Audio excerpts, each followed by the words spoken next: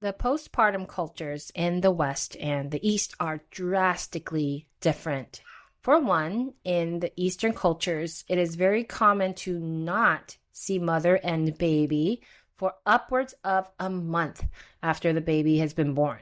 Whereas in the West, it is very common to see mom and baby out and about within a few days or within a week of the baby being born. And this difference is in the Eastern culture of postpartum confinement, which usually is about 30 to 40 days. And while it sounds strict because of the word confinement, it really essentially is mom being taken care of and nurtured at home, surrounded by her village, being fed, being pampered, being in bed so she can recover while she bonds with the baby.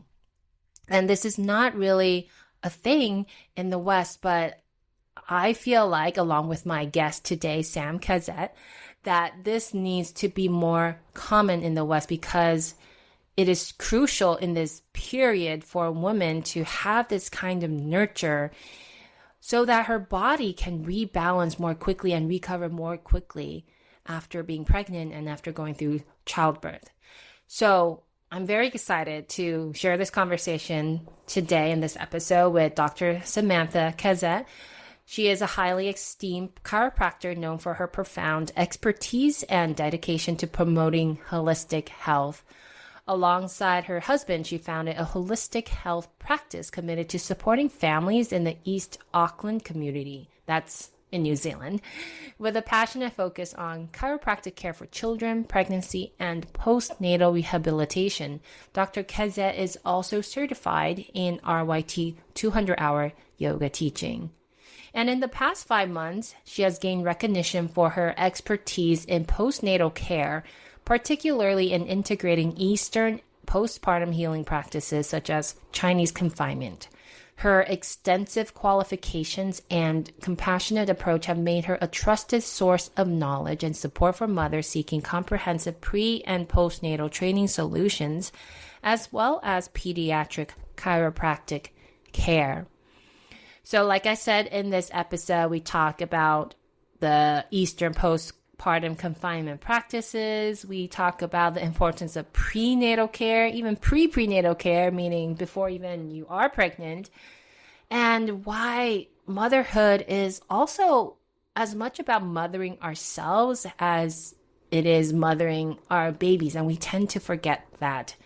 So without further ado, let us welcome Dr. Samantha Quezet in our episode today. Welcome to the Sacred Listening Podcast, a sanctuary for those who feel overwhelmed, overscheduled, and overbusy. In this podcast, we explore the various paths of restoring balance in our body from issues such as depletion, anxiety, chronic pain, and stress. We do this by redefining what self-care means on an individual level as we dive into cutting-edge research, personal stories, expert interviews, as well as listening in to the magic and mysticism of our body's wisdom. Join me in reclaiming your health, well-being, and your sense of self.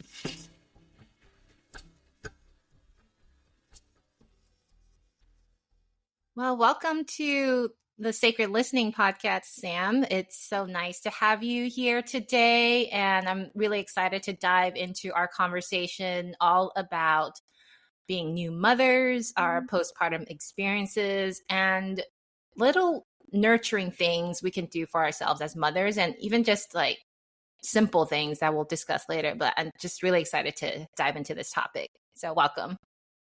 Thank you so much, Elaine. I'm very excited to be here. When you asked me to come on your podcast, I was a little bit nervous, obviously, because I don't do podcasts, but I am ready. So whatever the conversation flows, I'm ready for it. Amazing. Well, first of all, I don't think I told you this, but a friend actually sent me your profile and was like, I think she would be an interesting person to be on your podcast because you share kind of first, your babies are kind of similar in age. And then I think it was during the time when you were sharing a lot of your postpartum confinement experiences. So I was like, oh, this is very interesting. I don't see a lot of women sharing that. I mean, I didn't share mine just because I was like not really on social media at that time. But it was very interesting to watch your documentations of your postpartum confinement with your mother-in-law. She seemed so sweet, and you sharing all the food and beverages that she made you and what you did during this period. I think that's very important, especially for, I mean, this is already like a long time tradition in the Chinese culture and East Asian culture, and I'm sure in many other more traditional cultures as well. But I just feel like more people in the Western cultures need to know about this. So I appreciate you documenting and sharing your experience on that. Thank you. I had no idea that someone sent you my profile. To me, it sounds crazy that people send my profile around. Like I have influence on people, which I'm still kind of getting used to. Yeah, of course. There's you have influence because it's something relatively new. I mean, new in terms of on the quote mainstream of postpartum experiences. So I think that's where people are very interested. I think, and probably even just talking about it, right? When I started putting everything up, I got a lot of women reaching out. Number one, saying like, oh my gosh, I've never even thought about caring for myself postpartum. Majority of like Western community. And then I had a lot of more like Eastern communities saying that, yeah, we've been doing this for years and years and years, but it's not something that we really showcase or talk about with our non-Eastern friends or family, etc. So it's definitely something new to be discussed, and that's probably in both cultures because postpartum, like mums kind of get a little bit forgotten, I think, as just like in Kiwi culture, we say she'll be right. Like if something's wrong, it's like kind of tough it out. She'll be right. It's all good. With you don't really have a lot of care around things. So I kind of feel like the rest of the world also has a bit of a she'll be right attitude when it comes to mums and their care postpartum.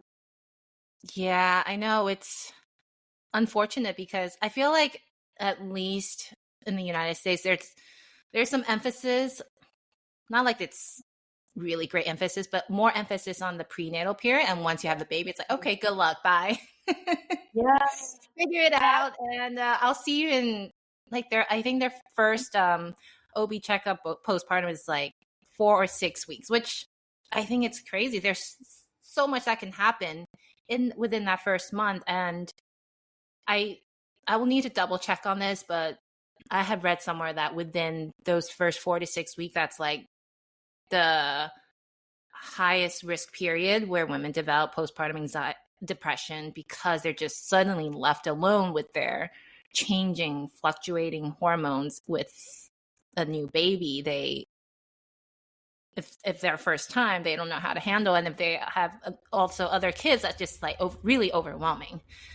So having a postpartum confinement period, if possible, for many women, I think that's crucial. And I feel like also because I came back to Taiwan and moved to Taiwan to give birth, partially because of the emphasis on the postpartum confinement here. And I did it a little differently than you. I went to like actually a hotel. They have several of these hotels here in Taiwan where you check yourself in, and they have like 24/7 nurse staff and OBs on staff, and then you're like served 3 meals plus 2 snacks per day.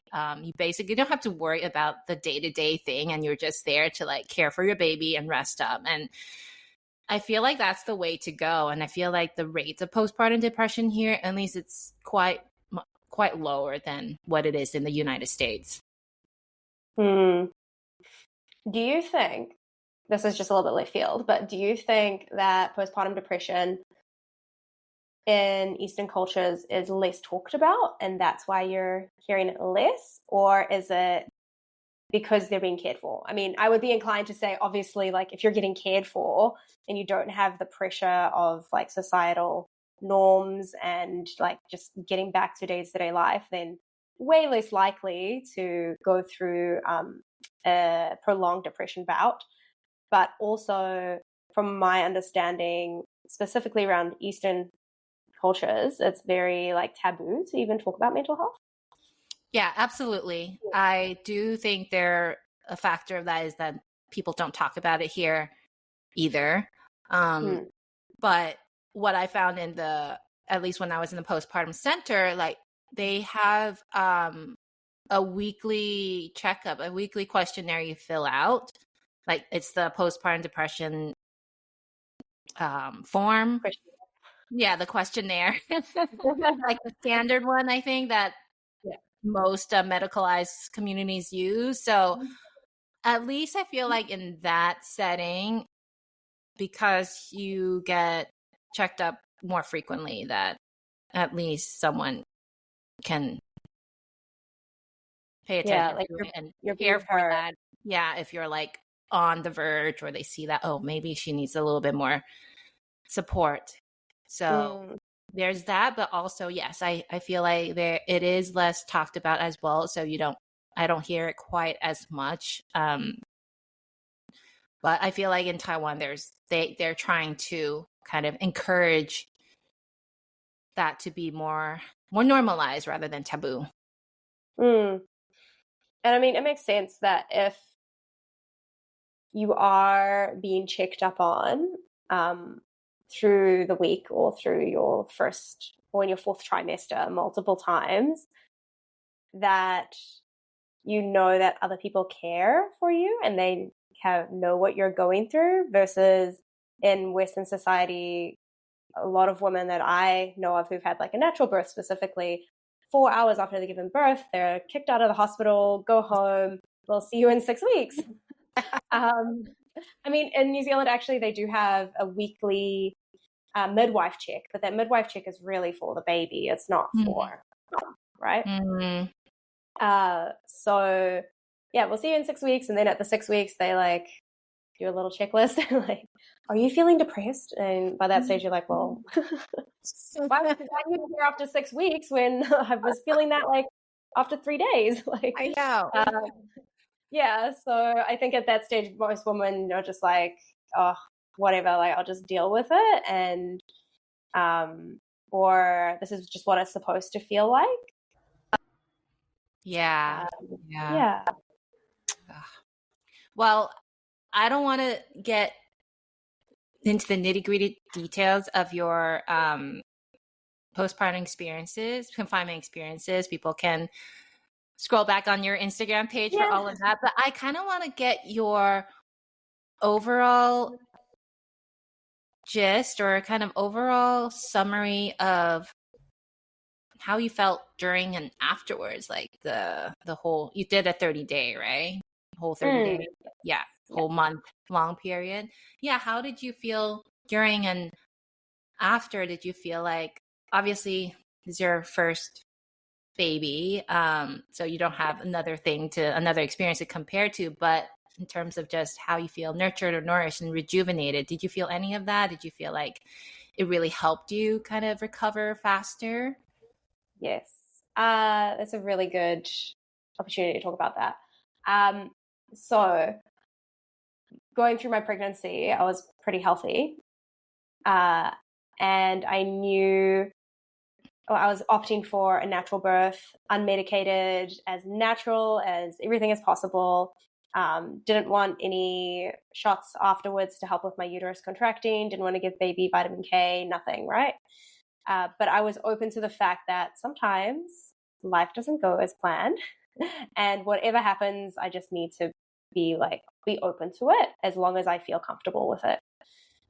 So I was a bit anxious that I had this small feeling that I may need a C-section, and I don't know what it was, but it was just maybe something telling me like intuition that it may happen that I need a C-section. And I kind of mentally prepared myself for that. But I was a bit nervous because previously I have had endometriosis and I went for a laparoscopic surgery. And the doctor said, oh, you have 2 days to recover. You'll be all good. You'll be out at the beach. You'll be fine. It took me 3 weeks to stand up straight and like 4 to 6 weeks to even like be walking around the house and up the stairs, etc. So I was thinking like, okay, well, that was keyhole surgery. Now imagine going for this major abdominal surgery, C-section, cutting through all my abdominal muscles, my fascia, like cutting through my uterus to get baby out. That is going to be very intense. So I was a bit anxious, and it turned out that I did need to have a C-section because he got a bit stuck and just wanted to stay with me instead of coming into the world. And when I came out of it, I immediately, my mother-in-law came through, or as soon as she could, like within a couple of hours of me giving birth, and she started off with the saffron.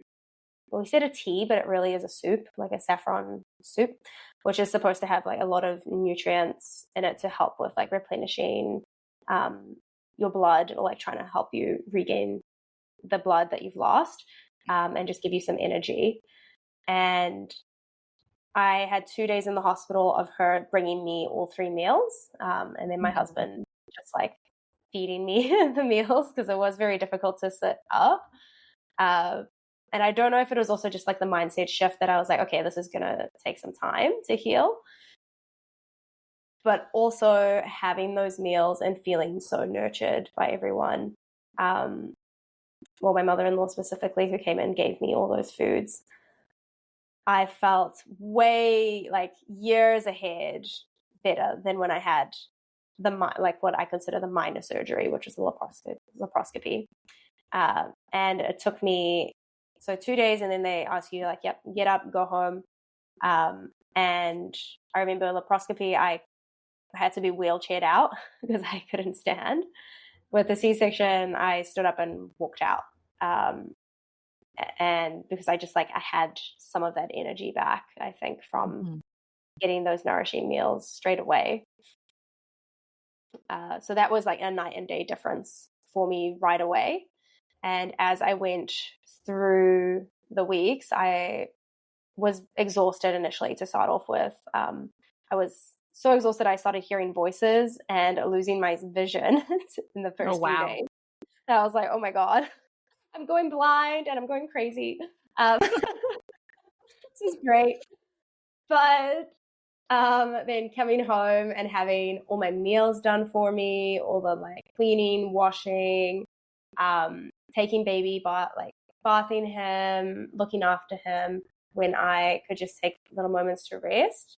That was out of this world. That was phenomenal. And I can't imagine not having that.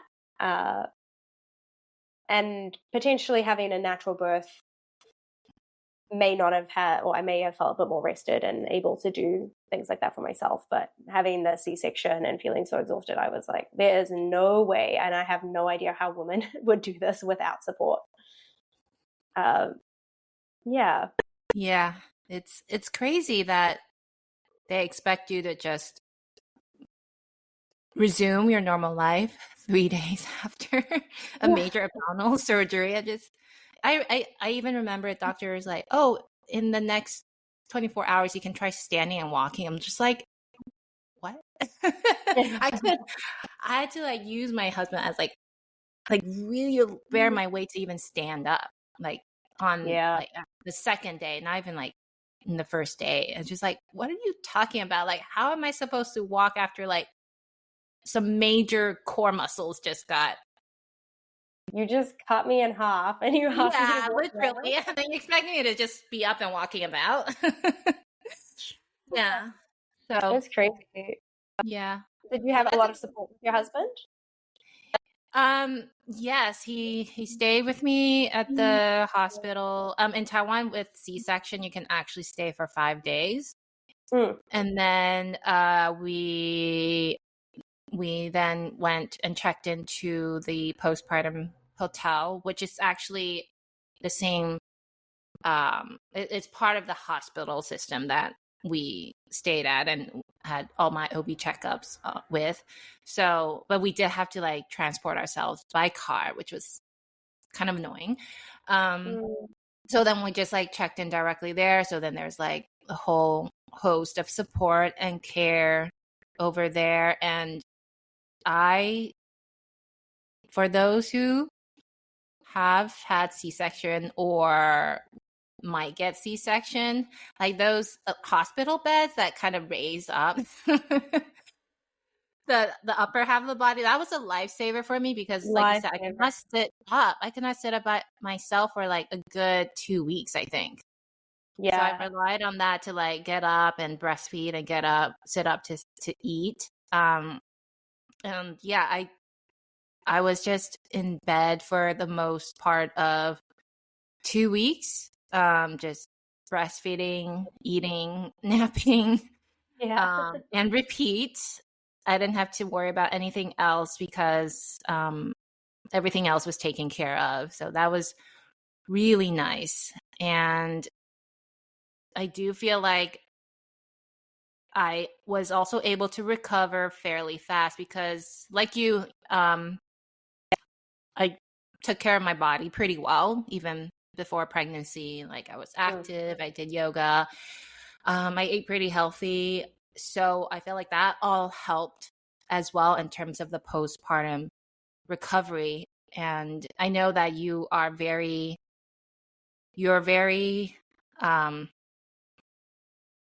vocal, not in a bad way, like in a good way, that prenatal care is, if anything, more important than postpartum care as well. Like how you set up your body before even pregnancy and during pregnancy will set up how well you recover after giving birth. So I know you do a lot of that, where you talk a lot about that on your Instagram and also in your chiropractic care. Am I correct? Yes. It's kind of like giving birth and postpartum is the marathon, right? I mean, you're about to run this, or maybe an ultra marathon. Let's say it's an ultra marathon because that's what it feels like. It's an ultra marathon, and our bodies were made to do it. 100% were made to do this ultra marathon. But if you run an ultra marathon without any training or any preparation, it's going to be hard as shit. It's going to be real hard. So that's essentially like birthing and postpartum is that ultra marathon. And if you can prepare in your prenatal or even before prenatal, like if you're like, okay, I'm thinking about, I'm going to get pregnant, wanting to get pregnant, giving your body like the best start is highly essential. And what really prompted that for me was when I realized there was this big gap in postnatal care when I was practicing as a chiropractor.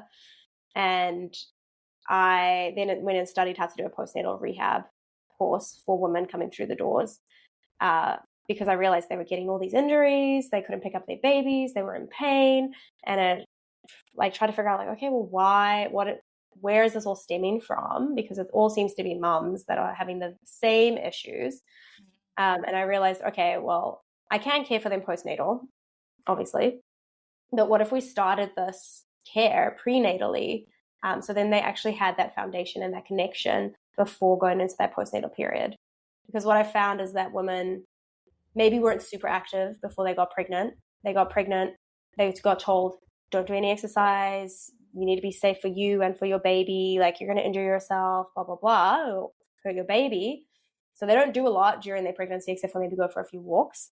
And then they give birth, and then they have this whole recovery period. And then all of a sudden they're like either told like, oh, you should have bounced back by now. You should be able to. Where's your 6-pack abs? Like, there's all these influencers online who have that. Why don't you have that? And you kind of feel insignificant, or like not insignificant, but insufficient. Is that the word? I don't know. Where like you're not doing enough, or you did something wrong. But actually, like, you're not doing anything wrong. You just weren't taught that you could prepare for this ultramarathon that you are now running. And so my whole goal right now is to bring quality prenatal care to women around, only within my practice and in my area, but also around the world, because I noticed that this is a massive thing. It doesn't just extend to my area as well. And what I did notice is the women who did my prenatal course in my practice then had baby, and then we did a postnatal check, and they were like, hey, I'm already doing the breathing exercises that we practice. I'm doing the deep core connections, and I feel way better. And they were getting way less injured than all the other mums that I was seeing as well. So my whole goal is to really get that prehab started in their prenatal period. Prehab, love that. And I love the analogy to an ultra marathon, because it really is, you're like training for this moment. Like it could be long moments depending how your labor and birth is, but and then it goes beyond just the birth, like there's the postpartum too. So it really is at least 2 years of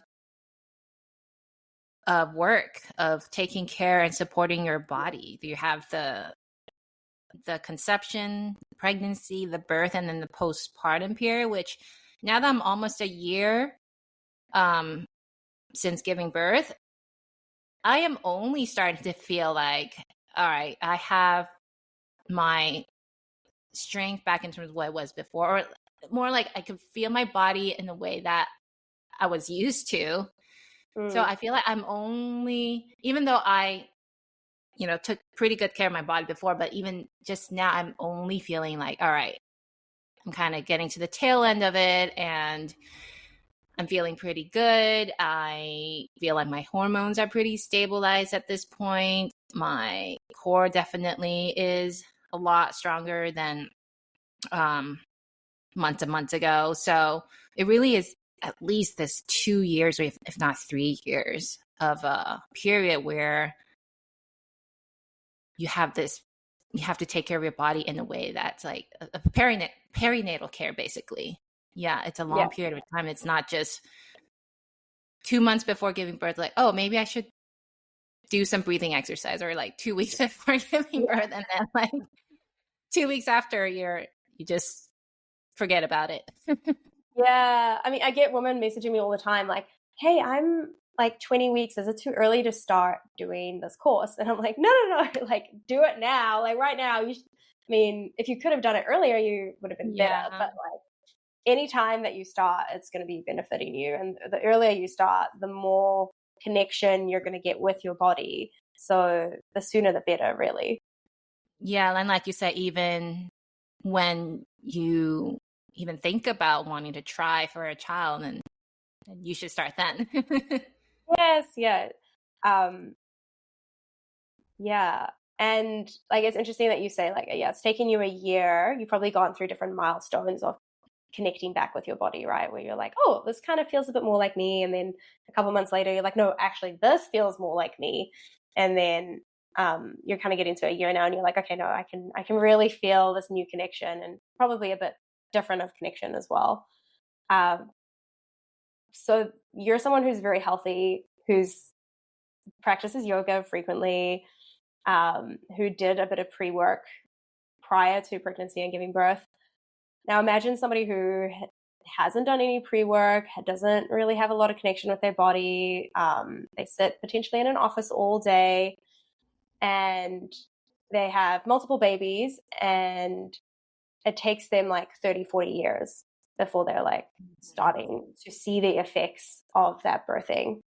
And so that's what I see a lot of that in my practice, is these older, like middle-aged to a little bit older women coming through with all of these issues, such as like prolapse, incontinence, and like very weak cores because of like unhealed abdominal separation.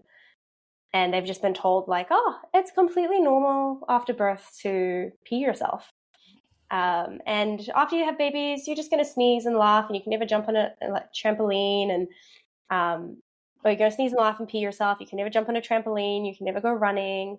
And that's just normal. It's completely normal for that older generation. And so I think that's a narrative that I want to change um, for immediate post and prenatal women, but also the older women who are really struggling. And it is even more like they don't have social media where they're like, oh, it's all right to talk about these things, or know where to get the resources.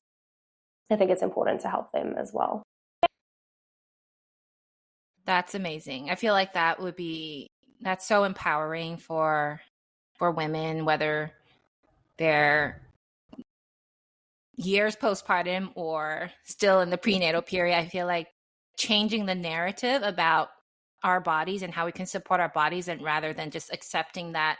I mean, there will be changes, obviously, because pregnancy and giving birth is like one of the most transformational things I think that someone can go through. And Yes. your body, your hormones, your brain will change for sure, but it doesn't have to deteriorate in that way. Like you can still support it and keep it strong, keep it supple, keep it healthy, only if more people like you are sharing the message. So that's and advocate for women rather than just accepting the fact, not even the fact, the misfact that we just have to deal with all these things after giving birth. So that just gives me goosebumps. I think it's essentially like going through another puberty, right? Because just if you're thinking of transitions in life, like you go from being a child to then becoming like a teenager and a woman.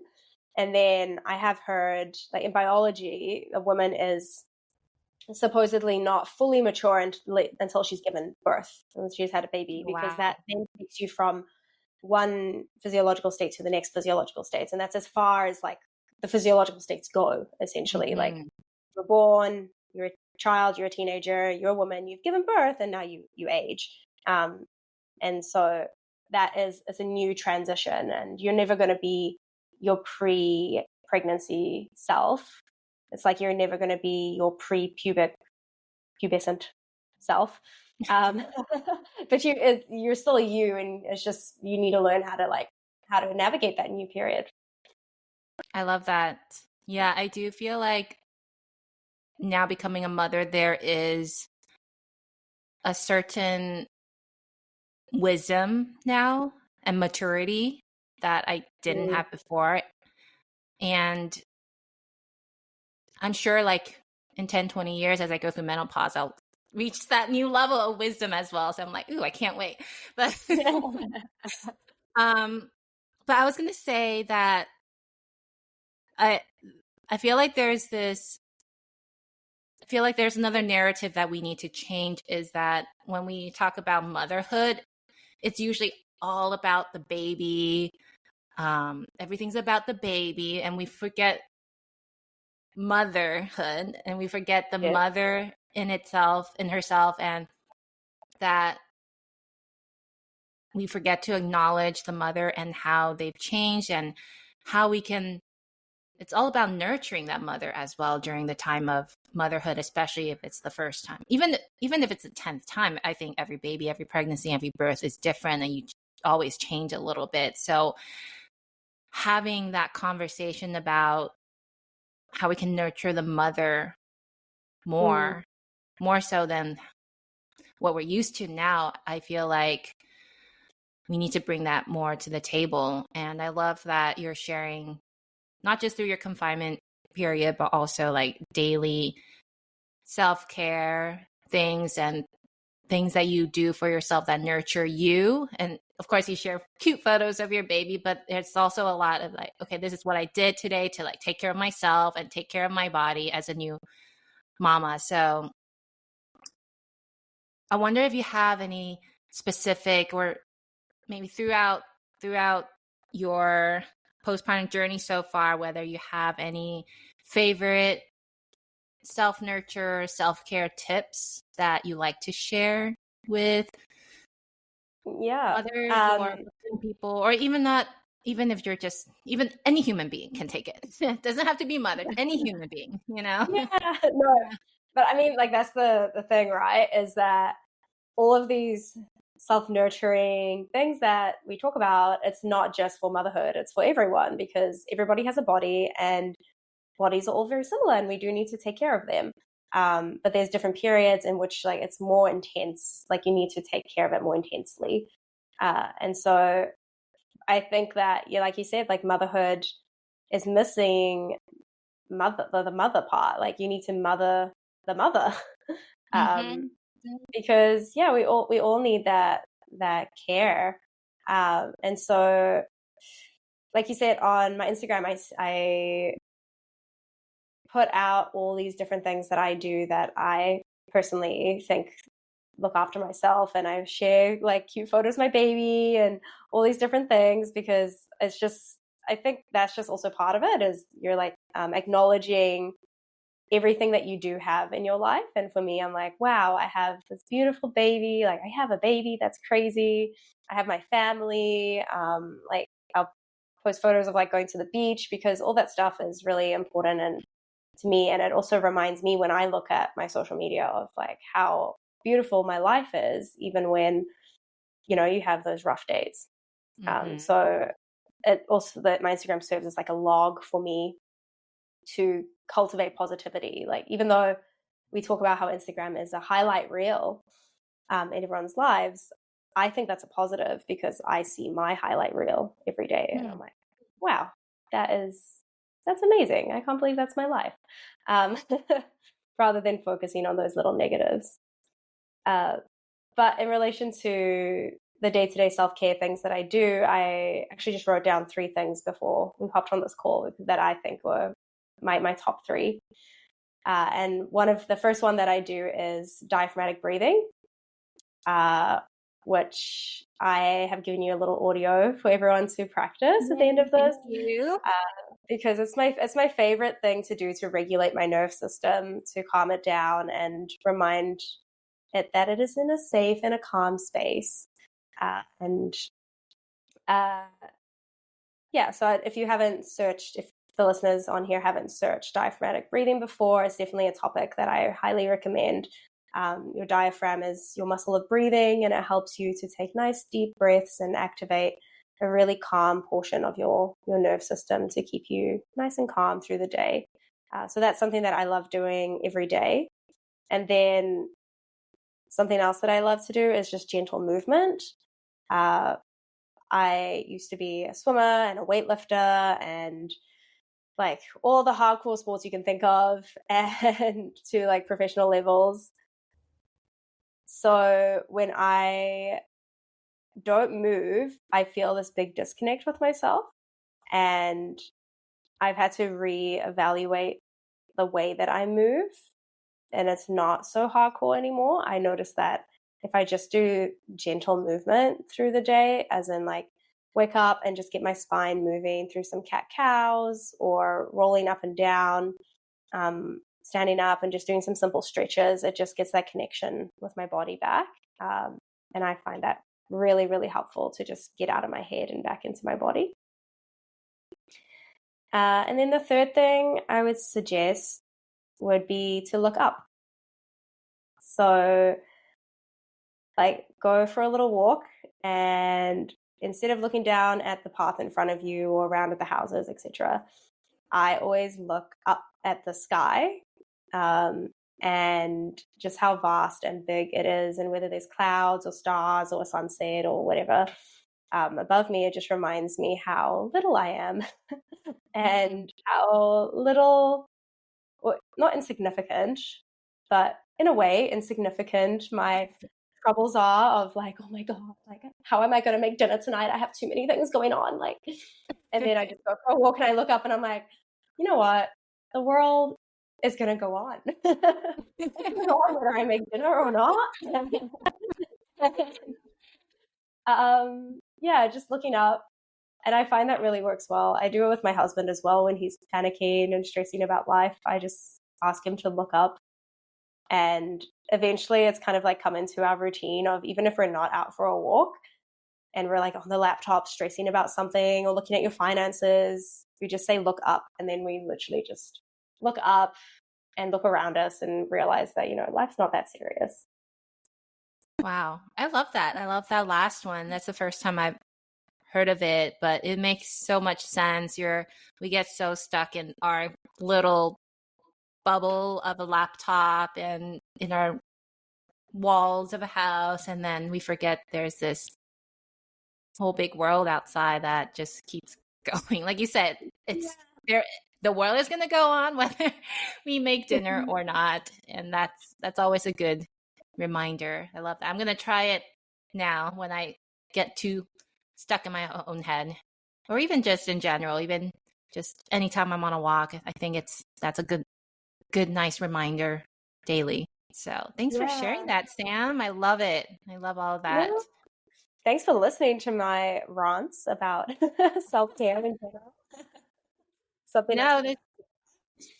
No, I think this, like I said, it's much needed. We need to talk about this more and advocate for perinatal care more. And I know that perinatal care is only starting to become a thing, so we need to just keep vocalizing, keep talking about it, keep spreading the message. So thank you so much for being here with me today.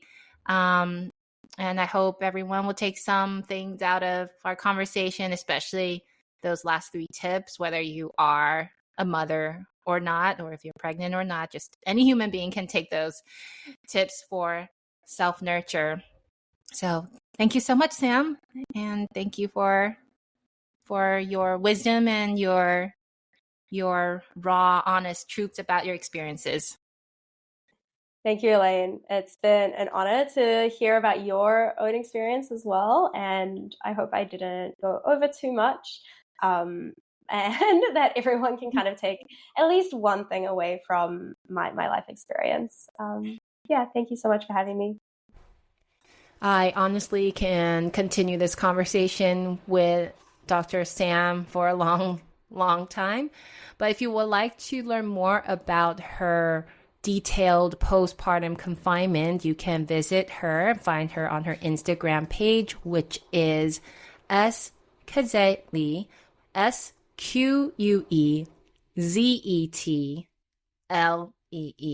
Quezet, and I'll put that in the show notes as well.